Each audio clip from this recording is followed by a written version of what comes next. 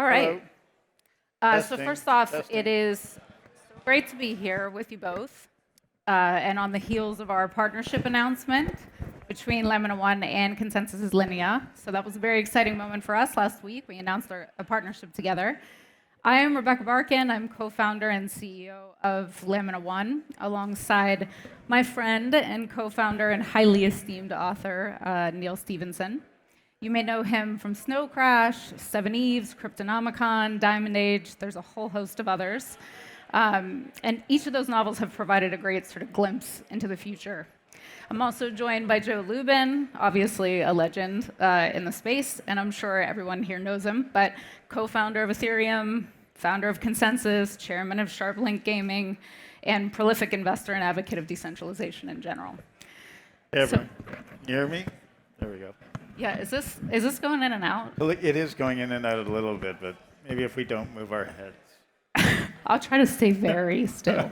Exactly. First, I think it's probably helpful to provide a little context about why we're on stage together. We did just launch a partnership, Lemon One. For those of you who don't know, in 2022, we founded Lemon One to provide an interactive media platform, one that was owned by the storytellers and the fans that actually make the internet a really interesting place to be. This year, we're also making that platform work for us with the launch of a new IP called Artefact, which will be on Linea. And so as IP transcends one format or another, sorry, I'm trying to get this to normalize, and it's obviously accelerated by AI as well, the concept of ownership and control and validation and trust has become an incredibly important topic. So I'd like to start there. Neal, in your writing, did I just blow you out? No, I'm good. Yeah. I'm trying. In your writing, you've long anticipated the cultural and social implications of new technologies as they take hold.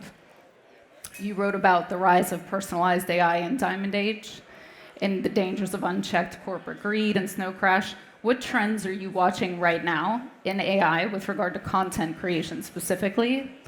What concerns you? What are you excited about? Well, since we're in a kind of DeFi-friendly environment here, one thing I'll point out is that the AI industry in its current form is the very definition of centralized, because there's only a few companies that have the resources to train these big models. And so we're really, the more we use AI, the more we're kind of making ourselves dependent on systems that are, in most cases, sort of opaque and out of our control. There's exceptions, some are more open than others, but it is kind of an inherently centralized type of technology. And as far as its application to content production, I've written about this on my Substack. I'm definitely on the side of the average creator here, and a thing that's been notable has been a kind of almost glee in the way that some advocates of AI talk about essentially doing away with creators, or greatly reducing their compensation and their influence. As if artists getting paid too much was really the thing that we need to be worrying about in our society. So I'm more interested in looking for ways to hopefully leverage the capabilities of AI to make things better rather than worse for creators. Yeah. Is there anything on that note, Joe? Yeah, sure. So I agree that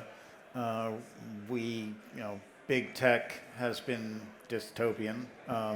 Essentially, the whole reason for our ecosystem to exist is in apposition and evolutionary to the current structure of civilization. Essentially, we've been living for millennia under top-down command and control, where authorities imbue intermediaries with authority, trust, and those intermediaries maintain ledgers of who owns what and what privileges different people or groups have, and that's a great system if you're building a civilization, but it's a pretty bad system if you're living in that civilization, if you're 99% of the people. In the context of user-generated content, I would call that authority or overlord-generated civilization. And so what we're doing in our ecosystem is basically Satoshi comes along, invents this more powerful construct of trust, decentralized trust, and he shows us how to operationalize it on a next generation database called a blockchain. And now we have this new global foundation of trust, and Vitalik comes along and others come along, and we build decentralized finance, and now we can move into different industries and sectors of the economy, and we can disintermediate and decentralize. And it doesn't mean those companies are going to be destroyed. They may be disrupted. They may embrace the technology. They may evolve. But I would call that more decentralized user community generated civilization. And so that's kind of where we're going, I think, with Lamina One. Yeah. Where the next step is on networks like Linea. We've done a lot of work over the years to create enabling layers of technology and scalability and usability, and I think that users are going to be more enabled than disintermediated. I think it's going to be a golden age for user-generated content and community-appreciated content. So I'm pretty bullish. Yeah, I mean, I serve on the financing and production board of the Venice Film Festival, and every year we go and we talk to writers and directors about what they're most sort of concerned about, and financing has always been an issue for creative projects, managing equity, managing IP rights in a really sort of archaic licensing system.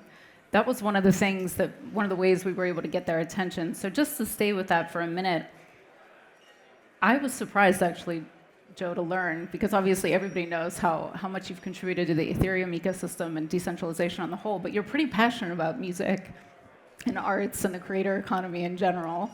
Sure. Media, what decentralization can do for media. So why do you think that's so important, like right now in the age of AI, and what can Linea specifically in its recent launch bring to entertainment and media? To entertainment and IP? Yeah. So, intellectual property is very important. You need to be able to be self-sustaining if you're an artist, if you're a creator. The older system tended to reward organizations with more lawyers than creators, and overlord-generated civilization. That's where we were living, and we're moving into an era where the technology will enable new implementations of the current legal constructs of intellectual property.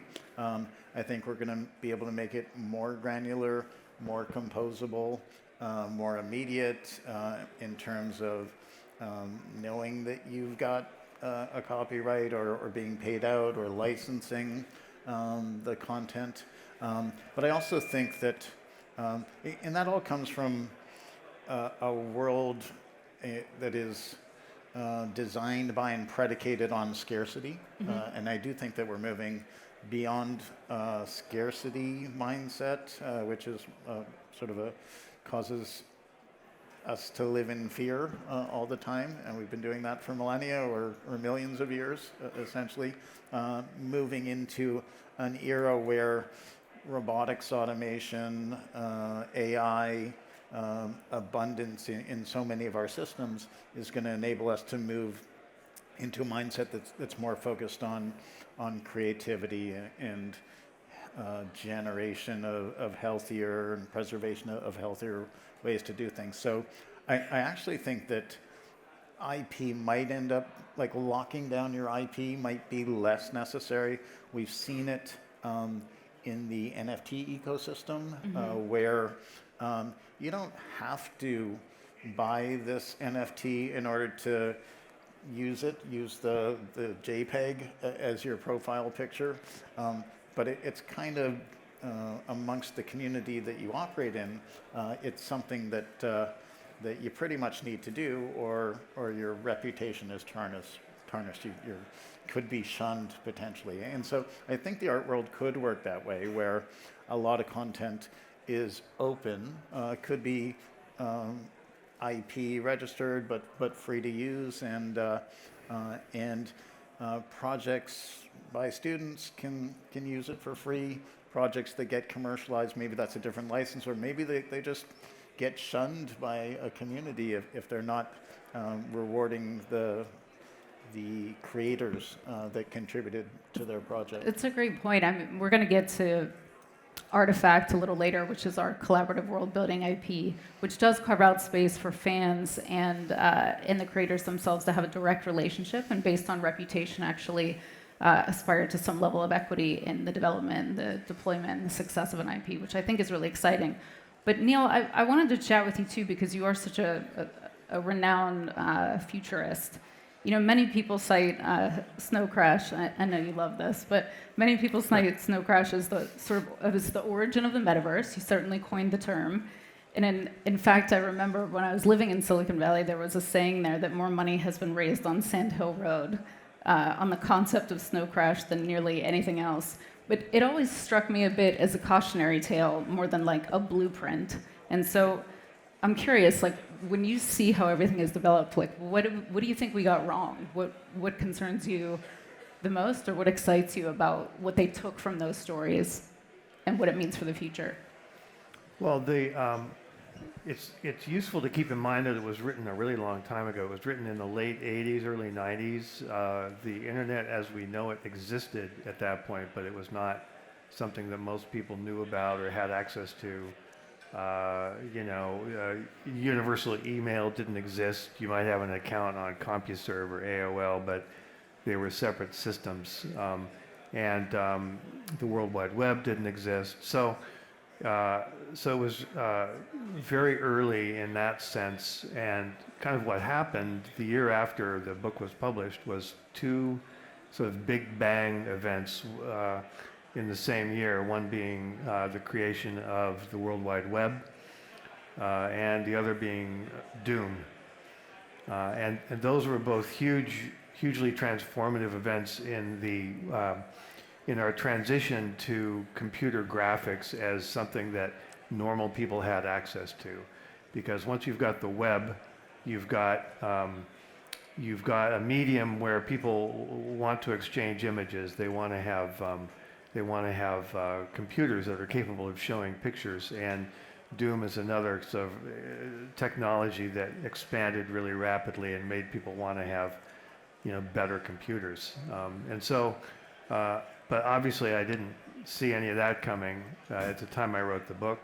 The direction it went there was this kind of early era of the kind of hippie grad student phase of the internet, when people were apt to have very idealistic ideas about what it would mean for everyone to have access to all the world's information. And then there was this era of centralization and consolidation, kind of the Web 2 phenomenon. I think some of that is in the book. In the book there it's clearly shown that there are parts of the metaverse that are controlled and dominated by big centralized companies, and other parts that are more kind of free form and available to everyone. I think really to answer your question, the big thing that was transformative in mostly a bad way was social media and kind of algorithms that could both kind of read your mind as you were using these platforms, and then use that information to feed you a version of reality that was calibrated to make you engage more. So that is a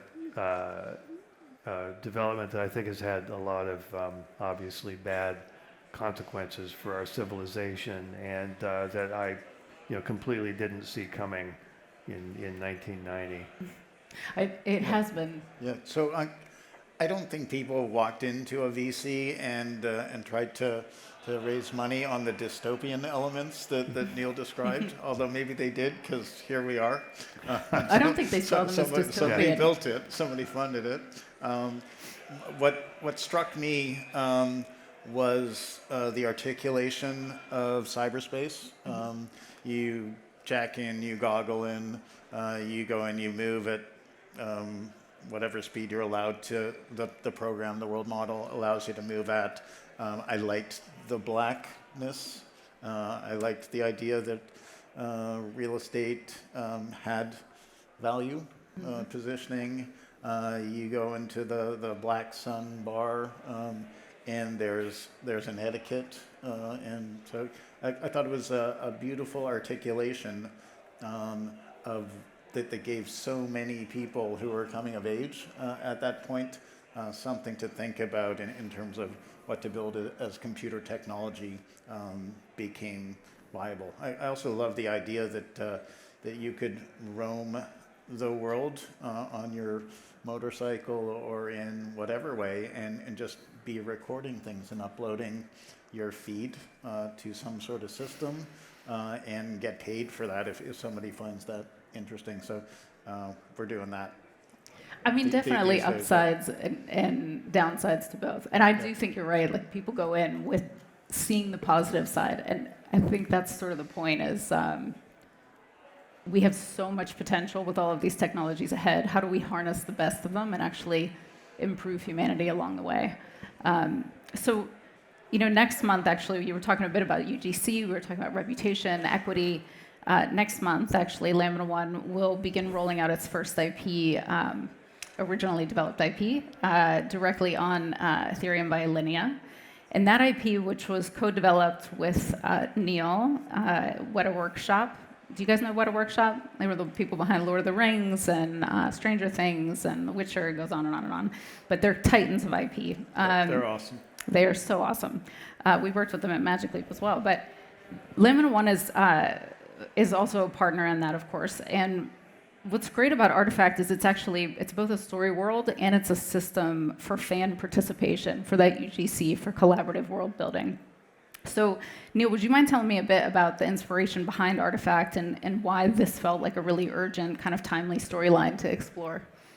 Yeah, this actually emerged pretty recently from a talk that I gave in Wellington, New Zealand. Last time I was there, hanging out with the Weta gang. And it was a colloquium about AI, the hot topic of the minute. And I just started kind of ruminating on the idea that there are a lot of people who are both building AI and at the same time warning us that it's dangerous, which seems like a really odd state of affairs. And so I was thinking that in the natural world, everything we see has evolved through competition. There's nothing that is ever given the privilege of being able to live and evolve without having to compete for resources. But it doesn't seem like we're exposing AIs to those same pressures. We sort of are bringing them up in a hermetically sealed bell jar and giving them everything we need, which seems like a really odd thing to do with something that you think might, kill all humans. So my thought, which is pretty simple, was that maybe we should just make them compete with each other. And to the extent they're smarter and more powerful than we are, they may be the only things that can compete with other big AIs anyway.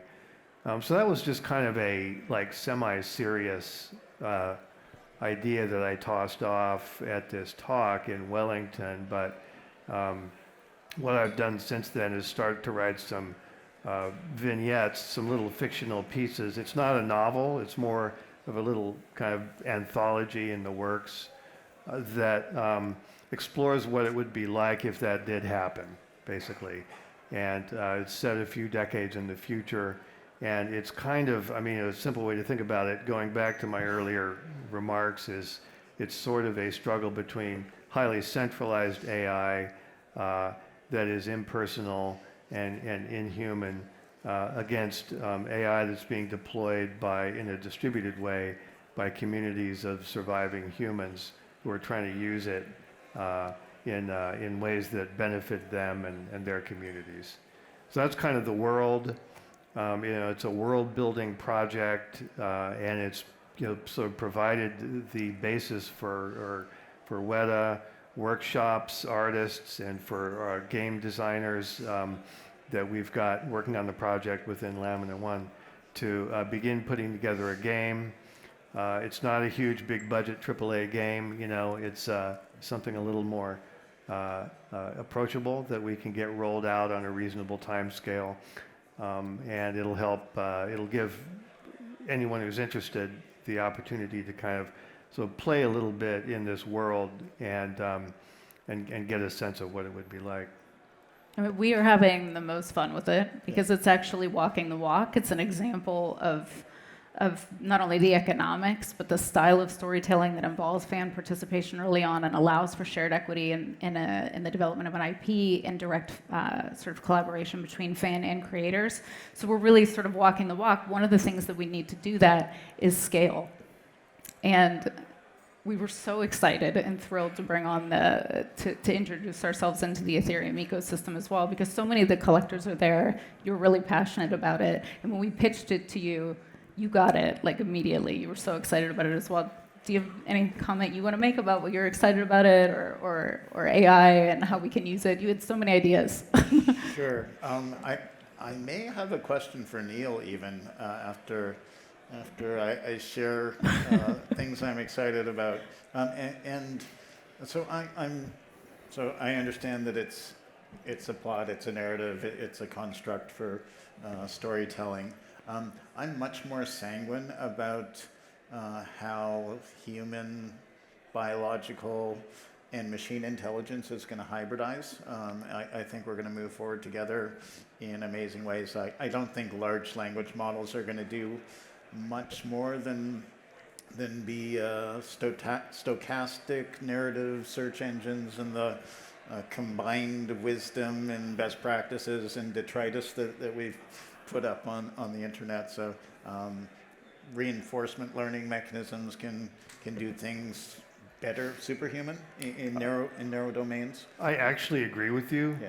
It's just that one keeps hearing from people, apparently knowledgeable people, who are simultaneously working on building these things and saying that they're incredibly dangerous. So I'm kind of, you can think of this as a thought experiment. Exactly. So it's great though, because the B movie is centralized into AI versus decentralized AI. And so is there going to be enough porosity, enough surface area so that you can write a thread, maybe I can propose a thread, we can do some user-generated content.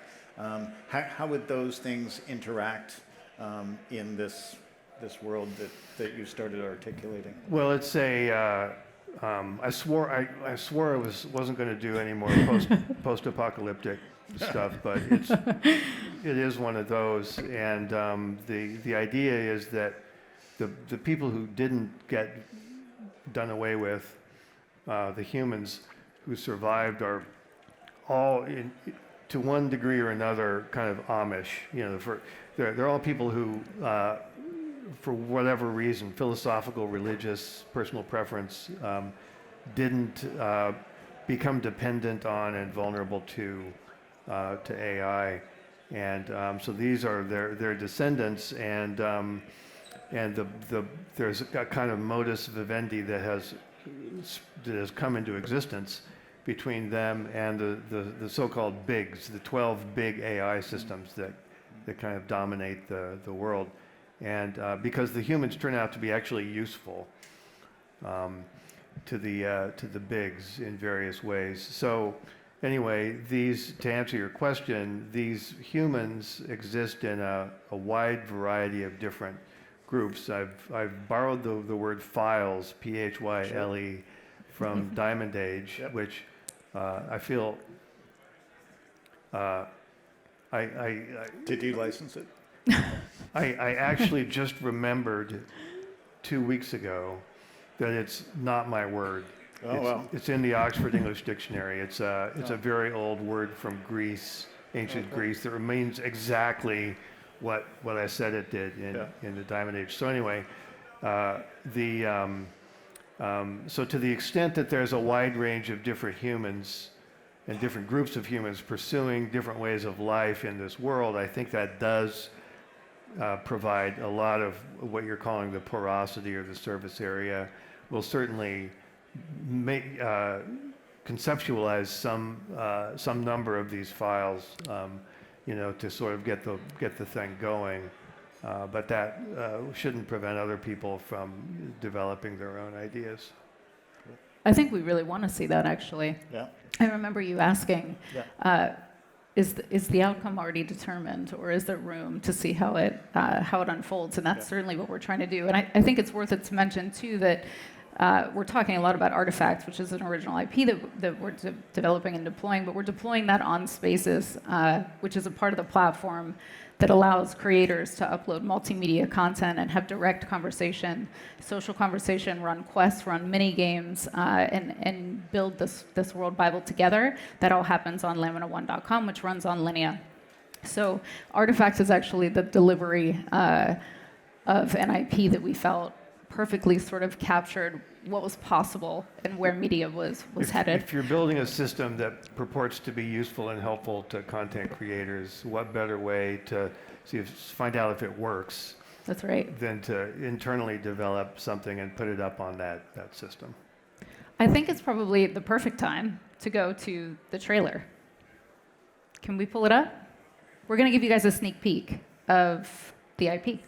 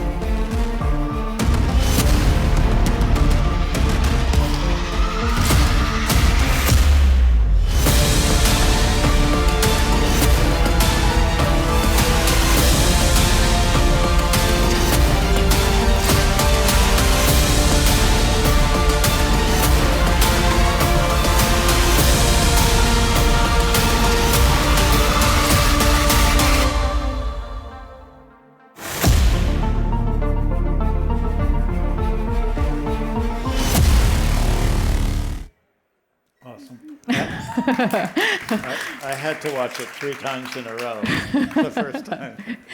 Yeah, it's a lot of fun. So actually that QR code, kind of special. This doesn't roll out until next month, but we thought we would bring it here just for the Hack Seasons crowd. If you use that QR code, it'll take you to a teaser page where you can sign up early to be one of the first to receive an artifact, which is like your ticket into the game. So only available for you guys here today, so check it out. I think that's kind of all that I had. I think this has been a great conversation. I just want to say thanks so much to Joe and to Neal. We're super excited to partner with Linea to bring this to you guys. And certainly all you devs and hackers out there that are excited about this kind of development and IP, come on board, check it out, and contribute. Awesome. Thanks so much. Yeah, thanks.